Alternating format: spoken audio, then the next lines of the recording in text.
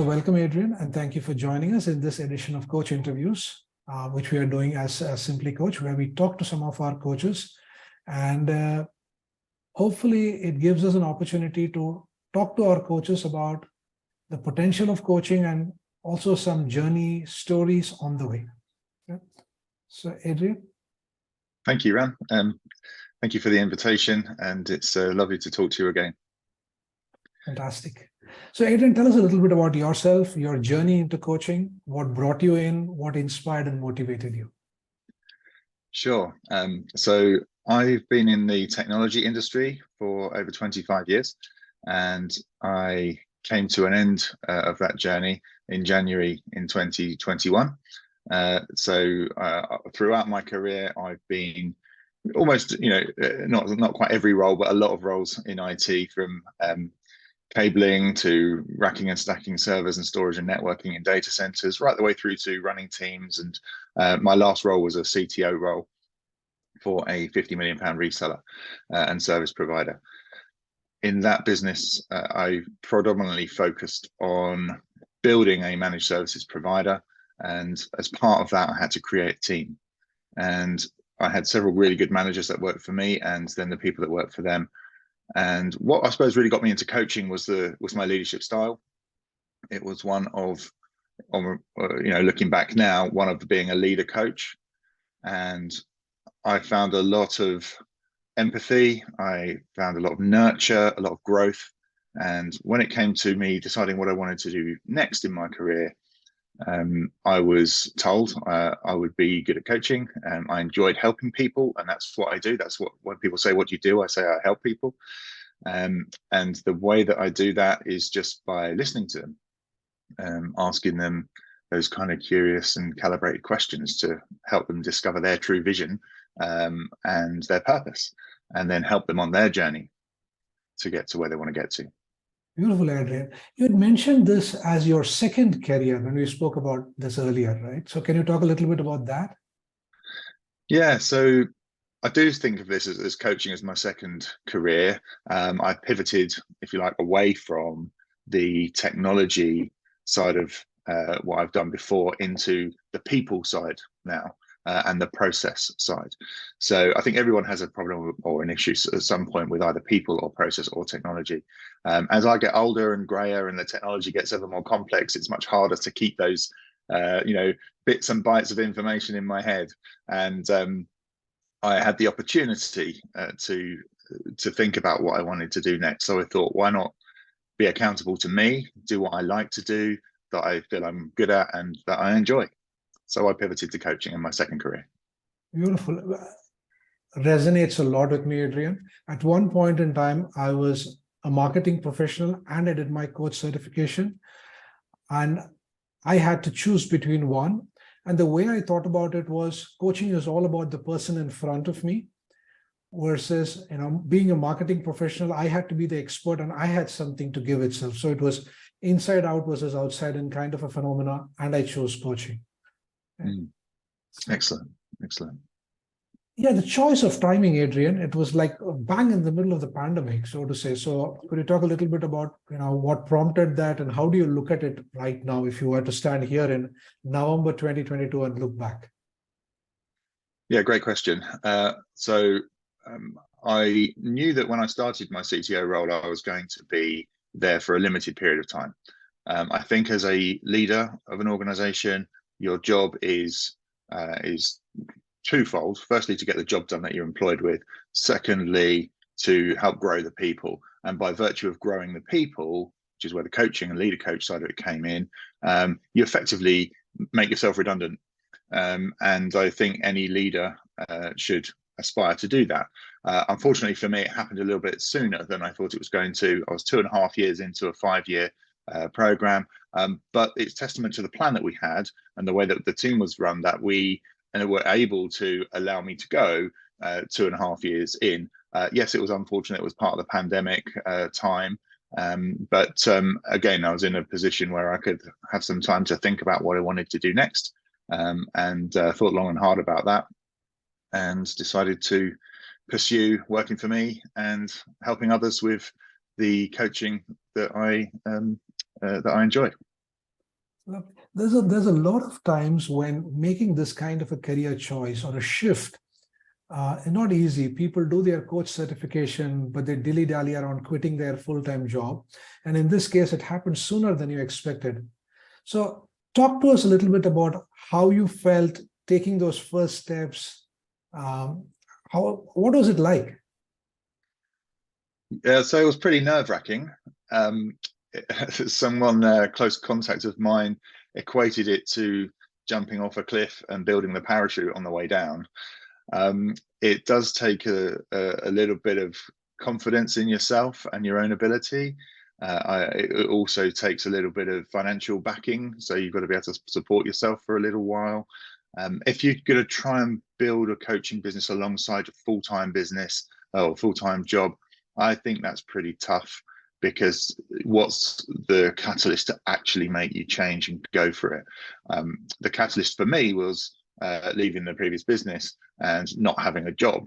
So I had the time, I had the motivation, and I had to do something. So I looked at, if I'm going to do something else, shall I go and work for somebody else again and start again and build another team? And then I thought, no, I want to do what I've always dreamed of doing, working for myself, being accountable for me. And that's why I decided to go the route I went.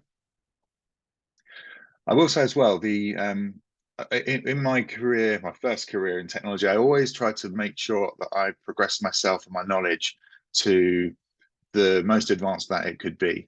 So as an example, with the storage industry, there's with Hewlett Packard in particular, who we aligned to, I made sure I was a master accredited systems engineer. So when it came to coaching, I felt like I should have some credentials, because it's an unregulated industry. What's going to set us apart from any other coach that's out there? And one of my core values as well is stay relevant. So I wanted to be relevant, but I also wanted to show credibility in the fact that I'd invested in myself and my business and my future to put myself on the relevant coaching courses. So I did my ILM level 7 certificate for executive level coaches and mentors. I became a senior practitioner with EMCC, the European Mentoring and Coaching Council. And since then, I've become a fellow of the Institute of Leadership and Management. Now, they're a load of badges, and I think it's nice to show your badges, but what it really does is show credibility in the fact that when a client's coming on board, they've got some reassurance that you've actually had some training and you've got some experience and you've been accredited or certified at a particular level by a governing body. Beautiful. And what you say kind of correlates with what even ICF has been publishing from North America, where they say when organizations are looking for coaches, they're increasingly looking for credentialed coaches in order to differentiate people who have picked up that skill formally, apart from just their penchant for coaching. Right? Yeah, absolutely. Yeah. So I think being a leader coach, it's actually a term now, and it is a certification that you can get.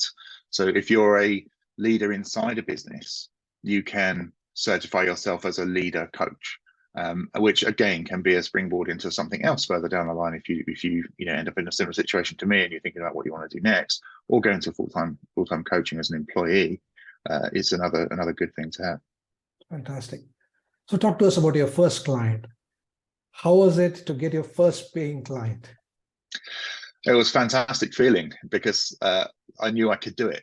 But I don't know if you've seen the Harry Potter series, but in one of the films, Harry Potter can't make this Patronus, and he actually gets to see himself making it. He thought it was his dad at one point, but then he had the belief in himself that he could do it, because he knew he could do it, because he saw it.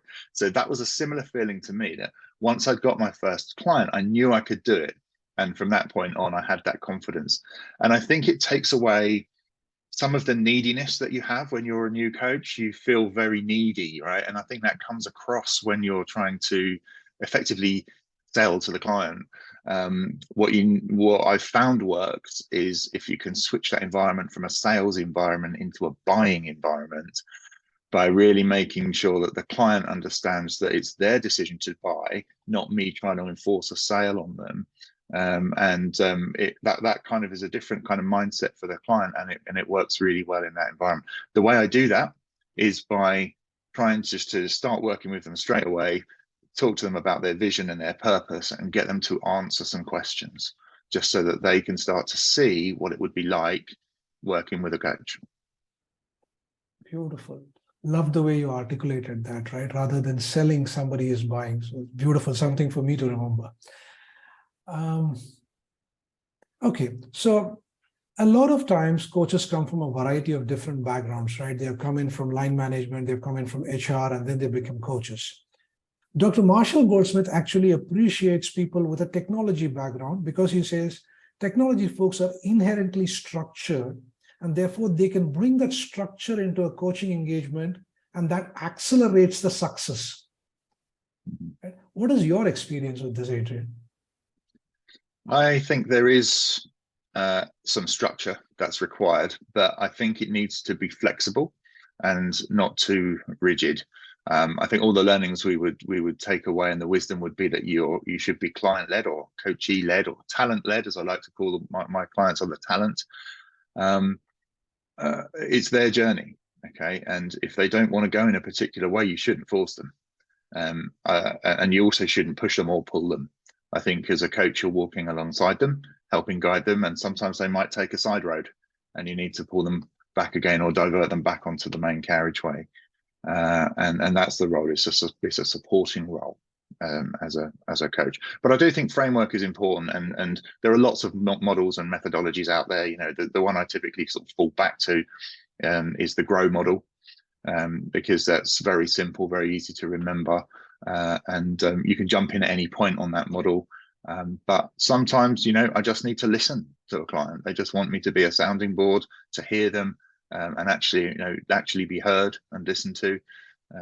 Because often in their day jobs, they don't get the time to just step away and think about them and their business. They're always constantly working in the business, and they need that reflection time to actually think about working on the business. Yeah. This aspect of in the business and on the business is very, very entrepreneurial, small business, rather than what you would see in a typical corporate structure.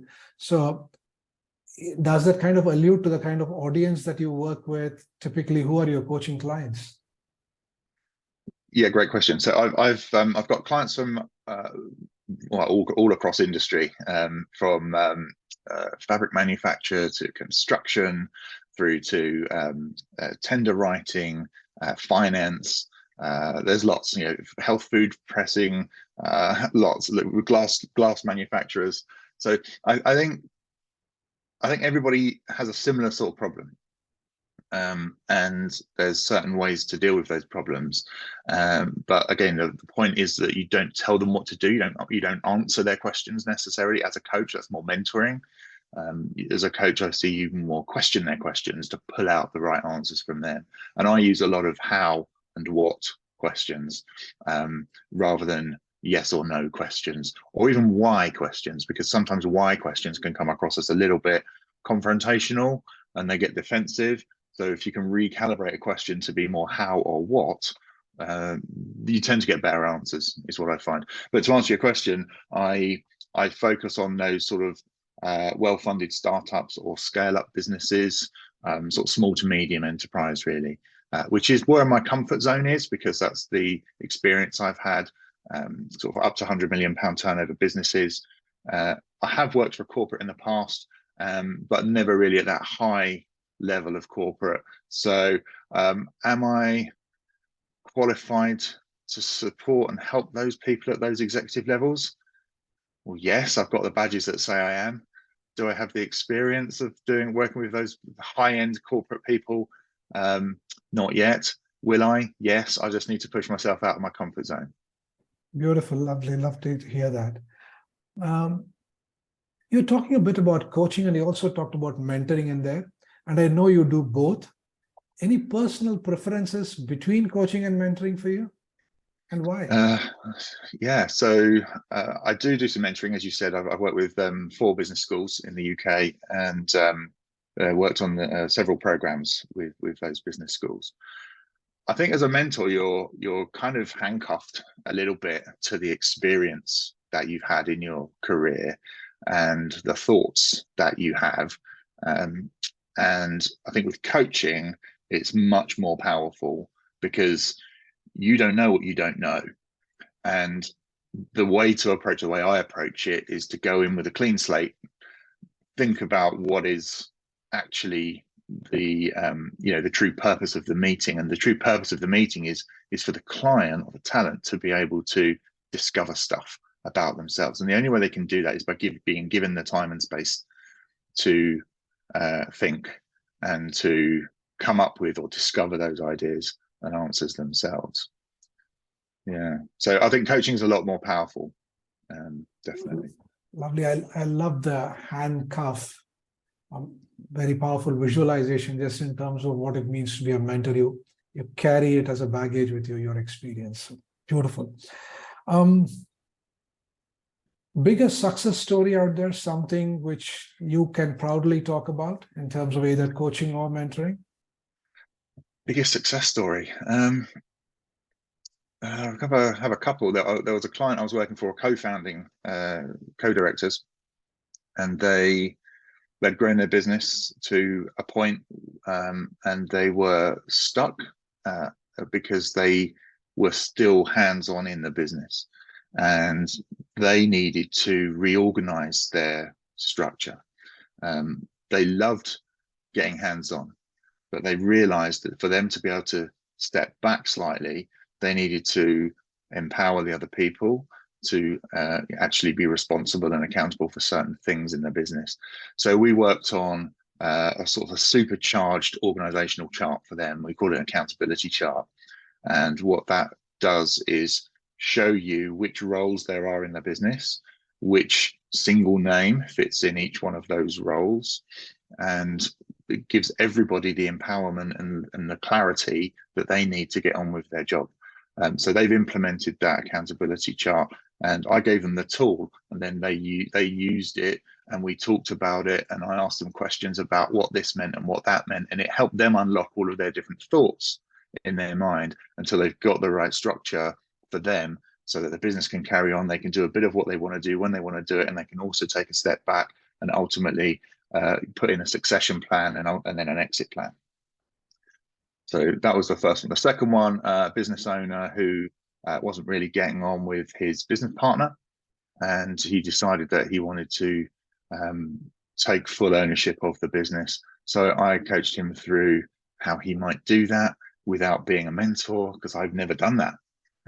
So how could I? So we talked about it. We had a good discussion. I listened to his needs, what he really wanted to achieve, and then I asked him questions. And he went away, found the research, talked to his accountants, etc., and came back with a plan, ran the plan by me. And I said, "Well, what do you think?" And he said, "Well, I think it's great." And I said, "Well, I think it's great then." So I was challenging him in it, but also trying to give him the confidence that he needed to push the button. And he pushed the button, and it's still good. Fantastic. So you talked about an individual example and a group or a team when you were saying they.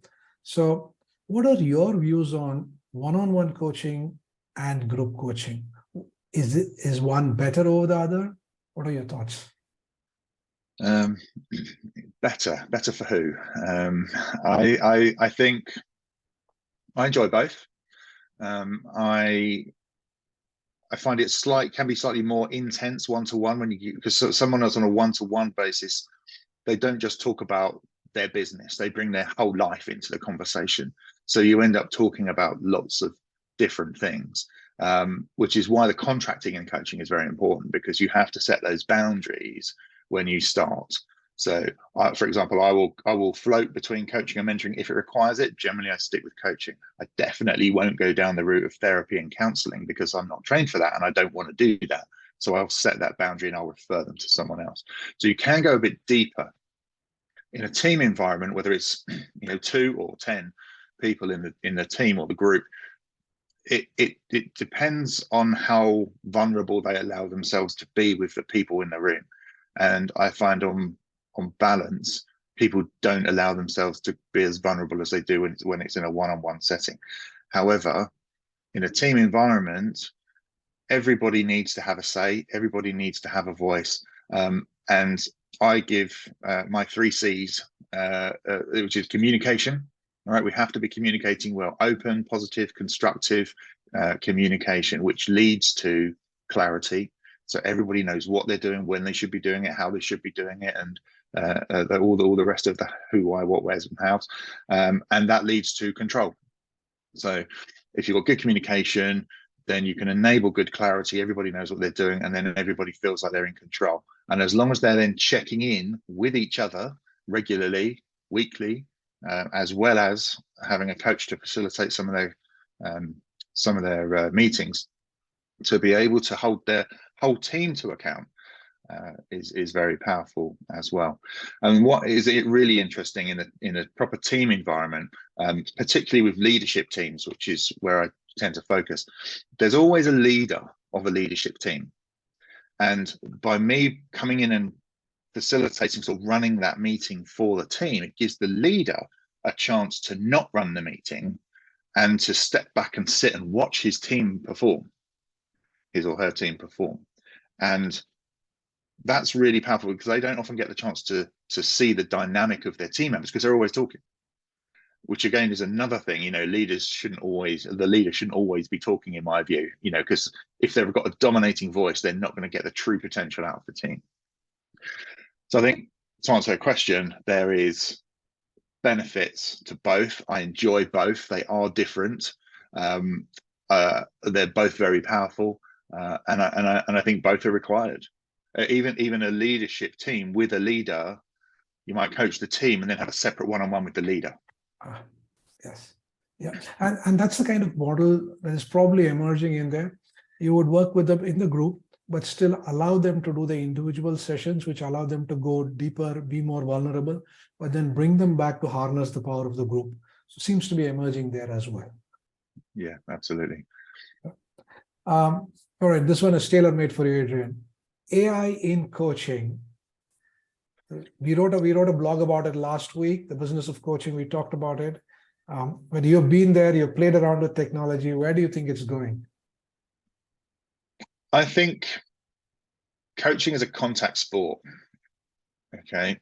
I think there's elements of AI that can help, but until an AI is as good as a person, I don't think it can understand how a person can think and pivot. And effectively, the AI is only as good as the person or people that have programmed it, and then what it learns after that.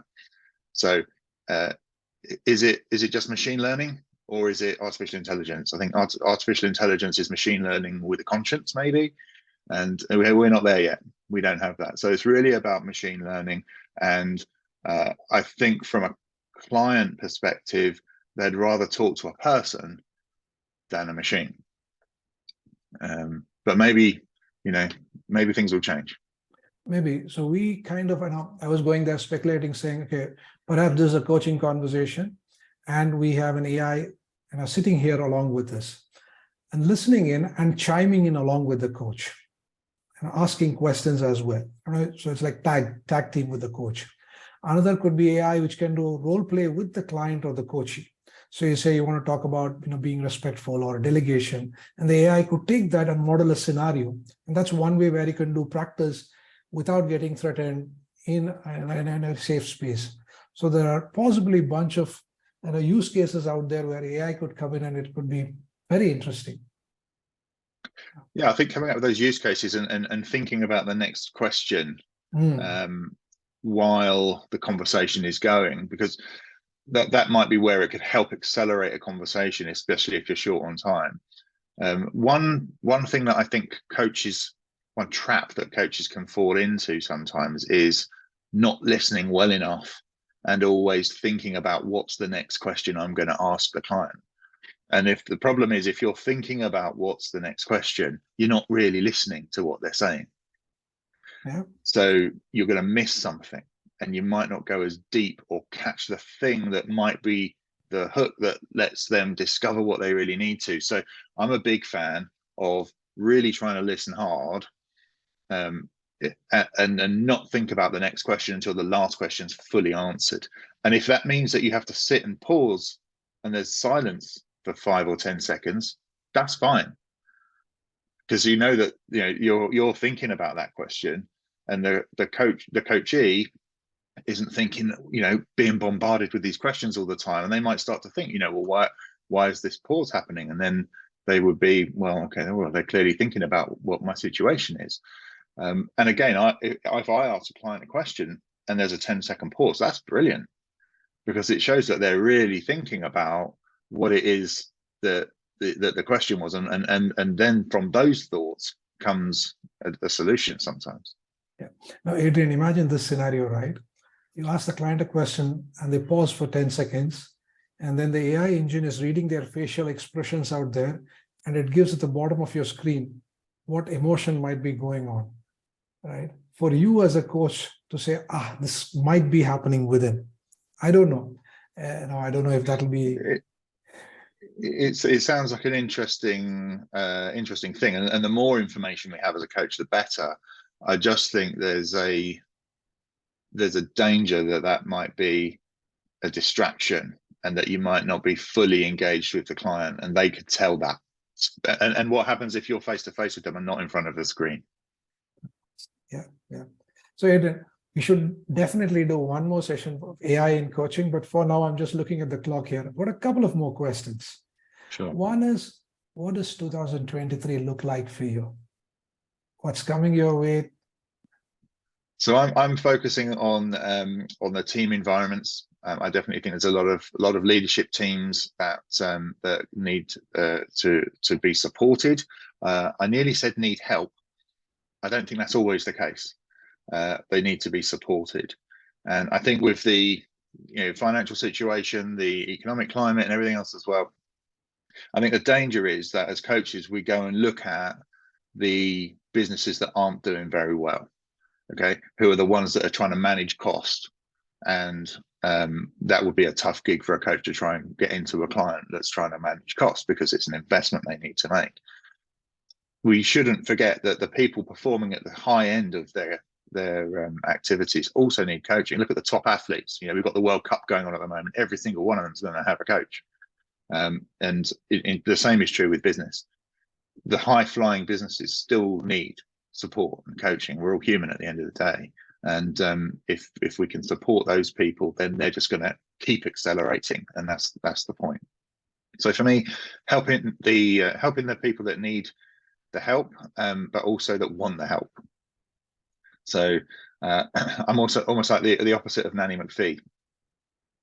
So if you're familiar with that film, she says, when you need me but don't want me, I must be here, and when you want me but don't need me, I must go. Well, I'm kind of the opposite of that, because if you need me, then that's not good enough for me. You've got to want to be coached. You might need it as well, but you've got to want to be, because that drives the commitment to the process, the commitment to keeping moving forward.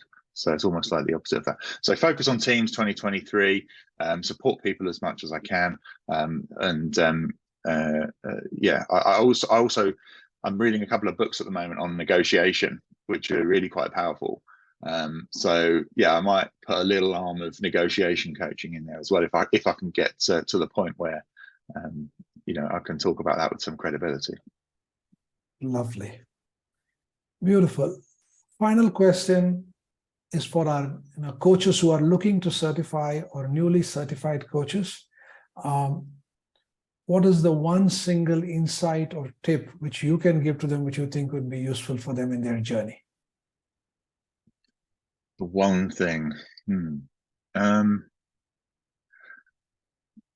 think be very clear on who your clients are going to be, or who you want your clients to be. It's very tempting as a coach to just say, okay, well, I'll coach anyone that comes. The problem is they don't come, right? You have to go and find them. It's a very kind of referral based business. Takes a while to build. We'll build up the contacts. So go and join some networking groups. Partner with your accountants. Do try and get some introductions. And what I like to do is go for a coffee. Have a chat with someone. and explain what it would be like to work with someone like me, rather than just say, do you want to buy some coaching? But you've got to be very focused on the areas that you want to go into.